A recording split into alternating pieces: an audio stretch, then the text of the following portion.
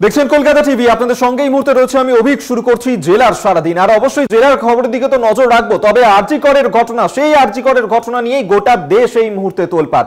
আর সেই আরজিকর কাণ্ডে এবার সুপ্রিম কোর্টে শতপ্রণোদিত মামলা।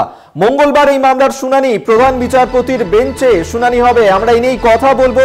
পীযূষ কান্তি নাগ এই মুহূর্তে আমাদের সঙ্গে টেলিফোনে রয়েছেন প্রতিনিধি। পীযূষ, আরজিকর কাণ্ডে এবার সুপ্রিম কোর্টে, সেখানে শতপ্রণোদিত মামলা।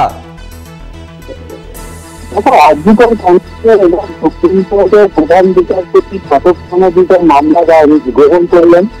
এই বেঞ্চে থাকবেন প্রধান বিচারপতি ওয়াই চন্দ্রচূড়, থাকবেন জে.বি. পান্ডিওয়ালা এবং মনোজ মিত্র।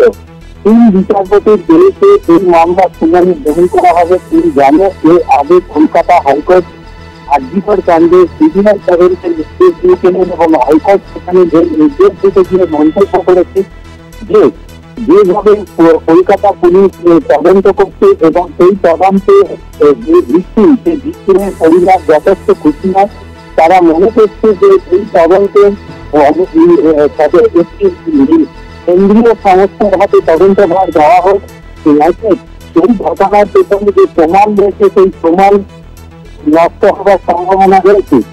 এই বিষয়টি মাথায় রেখে কিন্তু প্রধান বিচারপতি সেই আবেদনকে সম্মতি জানিয়ে এবং আবেদনকারীদের সেই মন্তব্যকে সম্মতি জানিয়ে তিনি সিবিআই তদন্তের নির্দেশ জারি করেছেন এবং সেই নির্দেশ দিতে গিয়ে বিচারপতি একথাও উল্লেখ করেছেন যে আদালতের মনে হচ্ছে যে এই মুহূর্তে যদি সিবিআই তদন্ত না দেওয়া হয় তাহলে এই ঘটনার পেছনে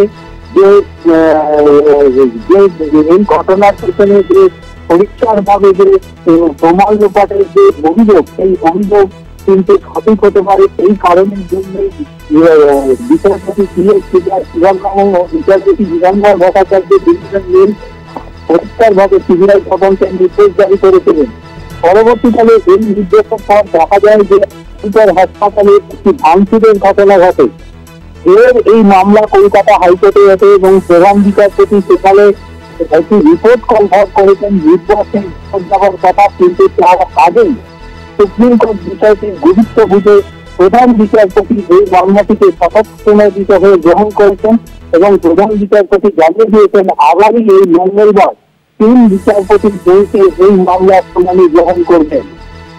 একেবারেই আপাতত ধন্যবাদ পীযূষ কান্তি নাগ এই মুহূর্তে আমাদের সঙ্গে টেলিফোনে ছিলেন প্রতিনিধি। অর্থাৎ এই মুহূর্তে আরজিকর কাণ্ড পৌঁছলো সুপ্রিম কোর্টে গিয়ে। এবার আরজিকর হাসপাতালের ঘটনার জল গড়িয়েছে সুপ্রিম কোর্ট পর্যন্ত। শতপ্রণোদিতভাবে মামলা হাতে নিয়েছে দেশের শীর্ষ আদালত। আর এই মামলায় শুনবেন সুপ্রিম কোর্টের প্রধান বিচারপতি ডি.ওয়াই চন্দ্রচূড়ের তিন বিচারপতির বেঞ্চ।